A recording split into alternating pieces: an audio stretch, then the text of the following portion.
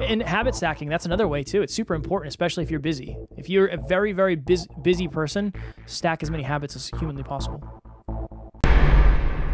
Everything is like that. It's Goldilocks. Is this too hot or too cold? Too much work, too little work? Too late, too early? Everything is a dance between two extremes, and it all depends on your own unique circumstances and your own most important objective.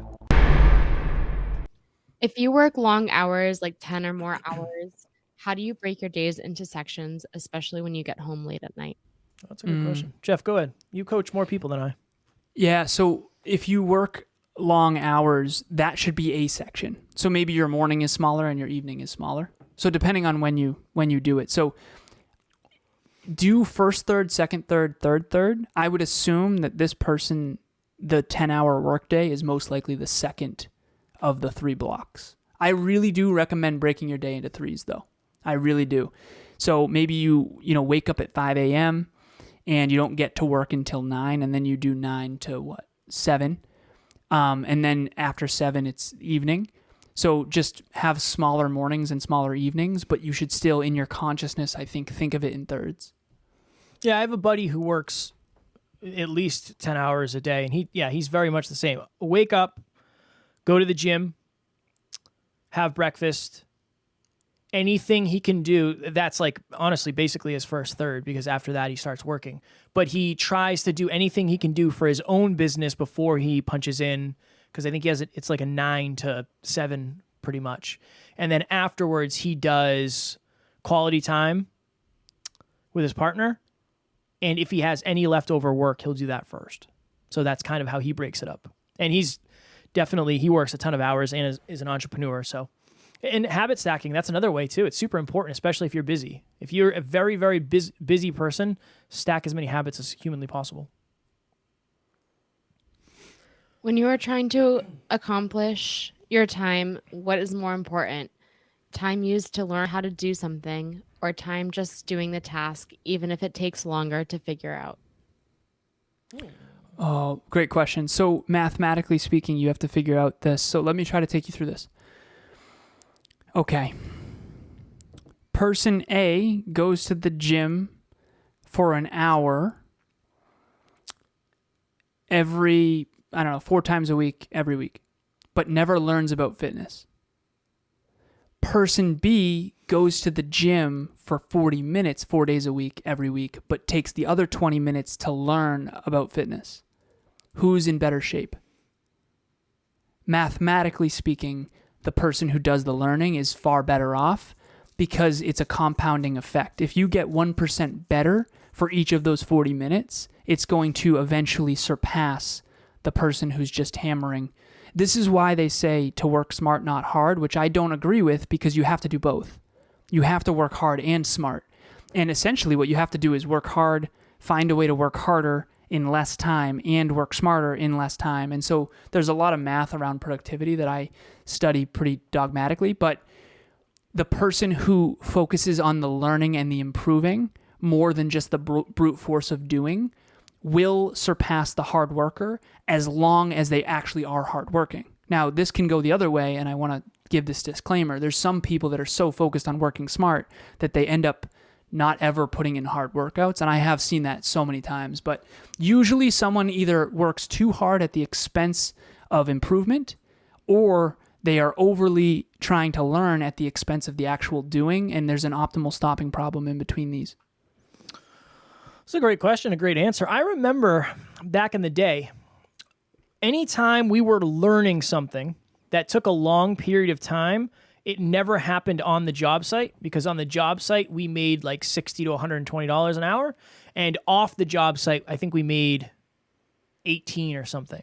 So anything that we were being taught always started off the job site, because it was cheaper and they knew it would take longer. So we learned it and then we brought it into work. That way we could be more effective with our company's time, aka their money as well. How do you reschedule work when unexpected things come into your life? Do you push it and work late, or pick it up the next day? Ooh, another good one. Great question. Ask yourself, what's the more intelligent choice based on my most important priorities? So lately, and Kev, I know you've been doing this as well. So in our early entrepreneurial journey, what we used to do is burn the midnight oil, stay up till 2 a.m. if we had to. Now we are not able to get away with that because if we do that, the next 2 days suffer and we don't have much wiggle room in our days these days, which is by design, by the way. But nowadays when I have, so for example, tonight we started a little bit late. I'm going to get off a little bit late. I woke up late this morning a little bit, a lot of bit, Kev, and we didn't get as much done as we need to get done, which by the way, you never really, I'll say this quickly, you never really finish. There is no like finish line in life. There's always more to be done than any of us can really do. So that's why it's so important to prioritize. But anyways, so this evening, I'm going to have to make the executive decision, quote unquote, in my own life to say, you know what? There's an optimal stopping problem here of like, I'm going to call this, I'm going to get some R&R, I'm going to get great sleep, and I'm going to wake up tomorrow and kickstart off on my next most important thing. And so it's always this constant dance of how do I maximize my productivity over the long term? But if you have a deadline that you have to hit, then you got to just burn the midnight oil. That's why live events are so hard on Kevin and I, because there's a deadline that cannot be missed. That's why on Monday we have, Monday is the only day that I don't have coaching calls other than Sunday, is because if we don't get all our episodes done, that's the one most important priority. We'll never miss an episode. And so essentially you have to have your top 5, 6, 7 things that matter to you, and you cannot have 50 of them. You cannot have 50 top priorities. If you do, you're never going to be able to make that cutoff. And so, for example, today, Kevin and I got Wednesday's episode done, and we got Friday's episode done. We already have Tuesday and Thursday done from last week's live podcast, and then this live podcast will get split into 2 for next Tuesday and next Thursday.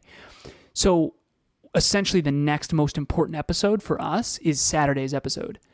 And we're not going to get that done tonight. We could. I actually asked Kev. I was like, Kev, just so you're aware, Emilia's it's her brother's birthday. She's with her family tonight. So if you want to burn the midnight oil, we can do it tonight. And he's like, I don't think I should. I want to go to the gym. And I'm like, okay, me too. So let's get it done throughout the week. And he's like, well, are we going to be okay? Or is your week insane? And I said, honestly, we're going to be fine. So it really is that conversation with yourself of just because you can doesn't mean it's what's most intelligent. Just because you can doesn't mean it's what's most optimal. And that's why we call our app optimal, is because everything really is that optimal stopping problem. And if you don't know what an optimal stopping problem is, real quick, when do you park? The chances you're going to a concert, okay, you're going to a concert and you don't know when to park. There's open spots, open spots, open spots. It's like, but you want to get as close to the venue as you can. But the chances of there being an open spot decrease as you get closer to the venue. So when do you park? Everything is like that. It's Goldilocks. Is this too hot or too cold? Too much work, too little work, too late, too early. Everything is a dance between two extremes, and it all depends on your own unique circumstances and your own most important objective. You'll drive to 5, we'd say. Mm-hmm. Still drive to 5. I would second everything Alan said, but I would also say it depends on what type of human you are. Some people like working late. Some people like getting up early. I would rather save it for the next day and get up a little bit earlier. And I think it also depends on what other, and again, I know I'm saying priorities, but what are your other important things that you have going on? So if you're in a relationship and you spend quality time with your partner at night and you don't see them during the day, you can get up earlier and crush your work that way. So I think it depends on how are you wired? Are you somebody who likes staying up late doing things, or would you rather get up super early and doing it? And then like, what are the potential downsides or negative side effects of doing it in the way that you're thinking? So to Alan's point, just really sit down and think, okay, I could get up an hour early tomorrow and just hammer this out. It's going to be super quiet. Nobody's going to be here. I have the house to myself, whatever. Or, well, we're supposed to do movie night tonight. I should probably do that in the morning to make sure that we have our quality time. So it depends on what's going on. It depends on what type of human you are. I know that when I was single and I lived alone, I would just stay up because it didn't matter. I didn't really care that much. Now I'd rather spend time with Taryn, go to the gym at night if that's what I have scheduled, and then get up and just do it tomorrow. How can I determine what my genius zone is if I feel pulled to doing several things?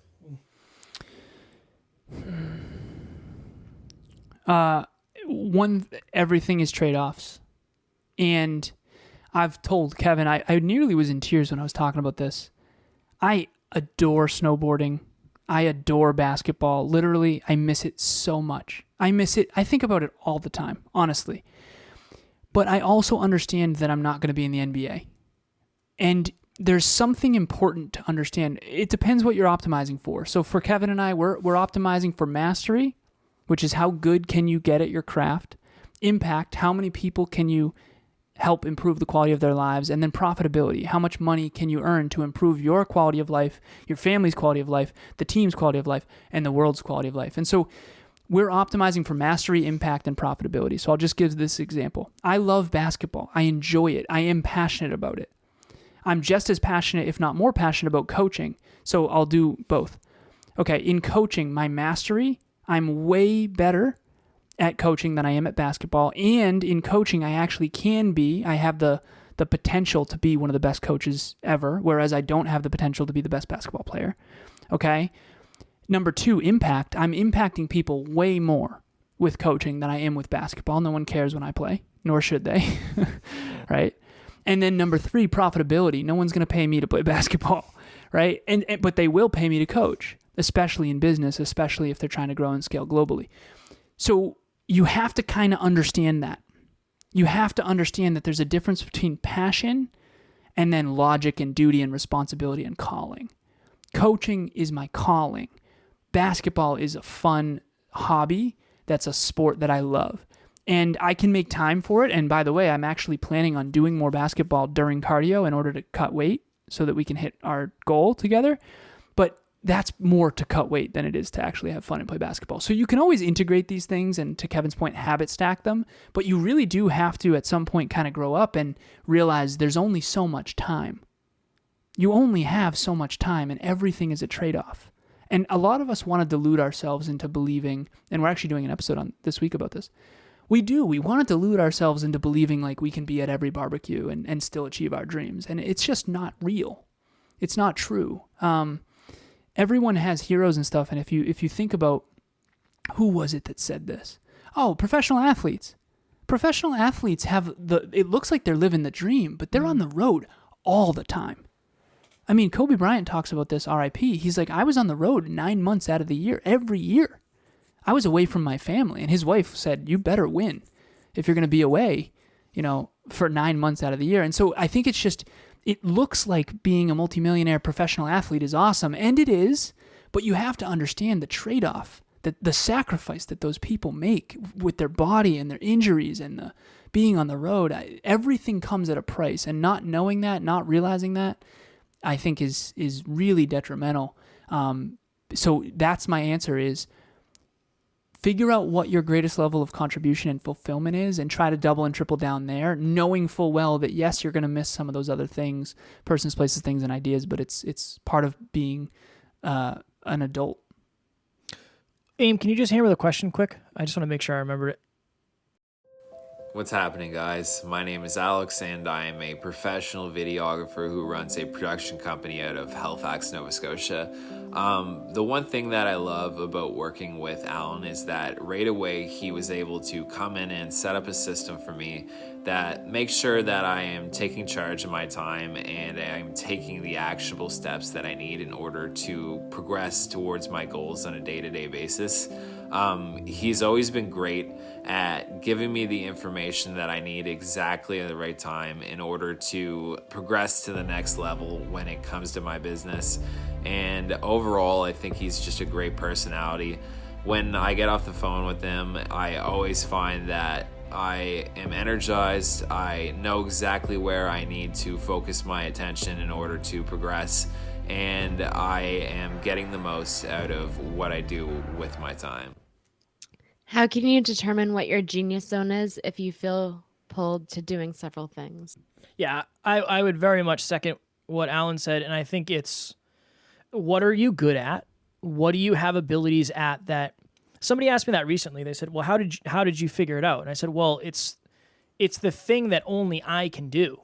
Like, Alan's a good podcaster, but he can't podcast for me, Like I can only do that. My genius zone is the thing that I can do and nobody else can do for me because it's my area of expertise. It's what I have the most time in. So yeah, everything that Alan said, and it's what do you want to become the best at? What are you already naturally gifted? Somebody who is 7'5" instead of 5'5", their genius zone might be more aligned with basketball.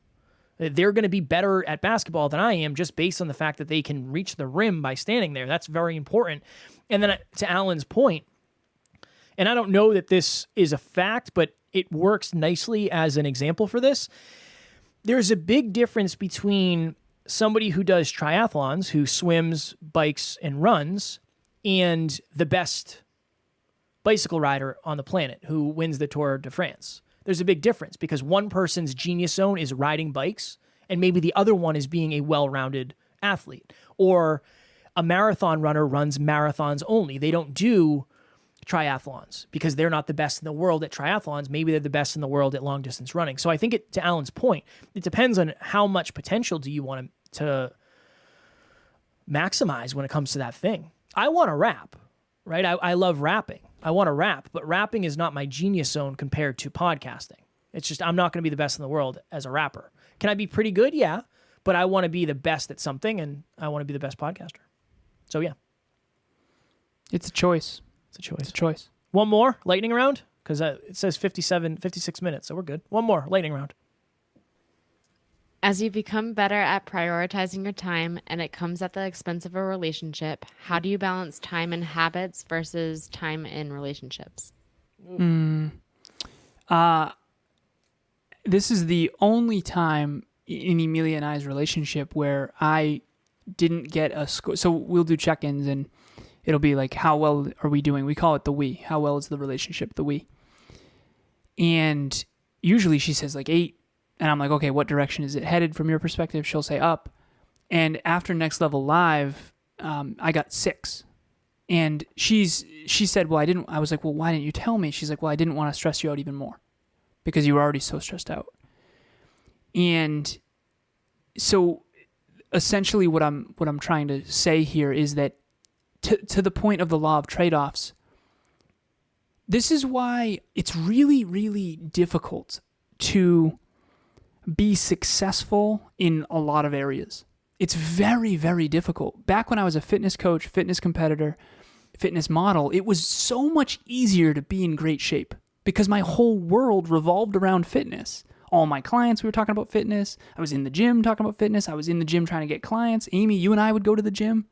Kevin and I would go to the gym. I was fitness competitions. I was taking fitness photos, social media, modeling shoots. All the necessity was there. And now, as a business owner with 24 business units and multiple businesses now with the conscious couples stuff and NLU, it's much more difficult. I'm coming up on 103 days now, 30 minutes of exercise, which is awesome, and I'm trying really hard at that, but it's not the same amount of focus. It's not the same amount of effort. So when it comes to your intimate relationship with the original question, you have to try really hard to harmonize your strategic priorities and goals with the strategic and priorities and goals of your relationship and with your health in mind too. There's so many people that Kevin and I have interviewed and talked to that are really, really good at one of the three. Almost every person I've ever met is really good at health, wealth, or love. Very few are good at all three, almost none. So usually we all have a really good one, we have a really bad one, and we have a decent one. So my really good one was wealth and intimate relationships early on, and then I got good at health. Then I was good at wealth and intimate relationships. Or no, wealth and health, and then eventually, now I'm trying to get to the point where I'm at all three. So if you're taking time away from your intimate relationship for your goals, have the conversation with your partner. Emilia and I do this all the time. We know, like, listen, lately it's grind time, and we know it. We can feel it. Are we good? Like, is that okay? And you just have to have the conversation. And one thing that's a little layer deeper, I know it's lightning round. If you have a partner who's not focused on goals and dreams as much as you, it's going to be very, very difficult for you to take time away unless they're extremely, extremely understanding and they really want your best interest at heart instead of you. If quality time is their most important love language and you have very little time, that might be a point of contention and just something to think about. To Alan's point, I think it's communicate. I think you have to communicate where you're actually at and have those check-ins, because when you do, you'll get the truth and then you can react accordingly. I remember, and the second thing I would say is figure out your non-negotiables. I remember early on when Taryn and I started dating again, we were talking about expectations. And I said, what is a non-negotiable for travel for you? Like if I traveled blank amount, this wouldn't work. And she said, I don't know. What are you thinking? And I said, I don't know. My goal long term is to travel no more than 1 week out of the month. That's my goal. I know Alan and I aren't super big travelers, and we're doing this digital, and there's a lot of things we can do from the laptop that wasn't possible 10, 15, 20 years ago. So I think it's probably going to be less travel than most people in our position. And she said 1 week out of a month is totally understandable. That's definitely something I can deal with. If you were gone like you were at your old job, where it was literally every single week for months on end, this wouldn't work. And it's like, all right, cool. Now we understand. We have that understanding. If that ever changes, or if there's ever any expectations that are brought up that are different, we can have that conversation again. But yeah, I think you just have to be open about it. Hey, how am I doing? I know business has really picked up. I know I've gotten a lot of clients. I know work has had a lot of overtime that I've been picking up. How are we? How are we doing, and what can we do different? Just communication. Communication is such an important piece of the pie. I think a lot of us, and I'm guilty of this just like everybody else, I think we overcomplicate things like that because we just don't want to talk about it. Just get the answer. Alan getting the 6 is the best thing ever because at least he knows. I mean, it sucks and it's painful. I pulled a 3, so 6 is nothing. But when I from an event. Also from an event, yeah. That's why I don't like events. But when you get that, you understand, okay, well, that's where we were. How do I get a little bit better? What could I do better? And then just communicate. I would say communicate. You dig? Strong work. Strong work. We made it through. Yeah, no, it's a couple times I didn't think we were going to. Not because of the Wi-Fi either, because once the Wi-Fi was good, we had a little laugh fest. We've never done that live. Yeah. I think we were both thrown off because of the Wi-Fi in the beginning. All right. I want you to know I was laughing with you, not at you. No, you're good. I was laughing at me. So if you were laughing with me, you were laughing at me with me. So I appreciate that. Next Level Nation. As you can see, if you're watching this live, if you're listening, you will not know what I'm talking about, but I will tell you. Our 7th round of group coaching starts on July 12th. A lot of people take the summers off, not just from work, not just from school, but from their goals. And you got to understand, if you're taking time off, you are losing a ton of momentum and a ton of opportunity. So join us. It'll be you and 9 other amazing people. Bi-weekly calls with Alan and myself. You'll be on the app. You'll be tracking your habits. You'll be the most fulfilled, aligned, successful version of yourself. And we would love to help you do that. There are payment plans to make it even more affordable. And if you can't make the calls, we do record them in a private group for the members of group coaching only. So please join us. We would love to have you in our 7th group. Also, Kevin and I are very excited to announce this. We already announced it, but this is another iteration of that. For episode 999, if you haven't listened to it, go back and listen to it. We started a challenge called #NextLevel9. So if you don't know what to do every day, you hear us talking about PPT and habits and all that kind of stuff, you feel like you're doing your growth journey alone, you don't have a supportive community, we'll help you stay accountable. That's what the Next Level 9 was created for. So there's no judgment if you fall off. We're focused on progress over perfection on this. And essentially what it is we came up with 9 habits, 3 under health, 3 under wealth, and 3 under love that we're going to be doing every single day. It starts you off on the app. You do 3 habits for 2 weeks, then you jump to 6 for 2 weeks, then you jump to 9, and it will stay at 9. So for episode 999, we're doing the #NextLevel9 challenge. Kevin and I will be screenshotting it, posting it on our stories, tagging each other. If you want to join us, please listen to episode 999, which Amy already put in the comments and will be in the show notes as well. Everything you need to know is in there. You'll get onboarded on the app. Do it sooner rather than later because momentum is being lost. Next Level Nation. We love you. We appreciate you. Grateful for each and every one of you. And at NLU, we do not have fans. We have family. We will talk to you soon. Please reach out. Bye.